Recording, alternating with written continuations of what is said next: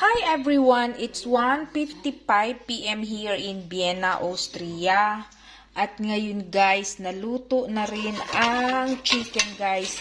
So, I think 1 hour and 10 minutes ko to niluto guys. Ganun siya katagal guys kapag sa air fryer kesa giprito mo guys. So, eto siya guys. Ayan. Ayan guys. Tig-isa kami ng aking asawa. So, ito guys, yan, and may pasawsawan tayo guys.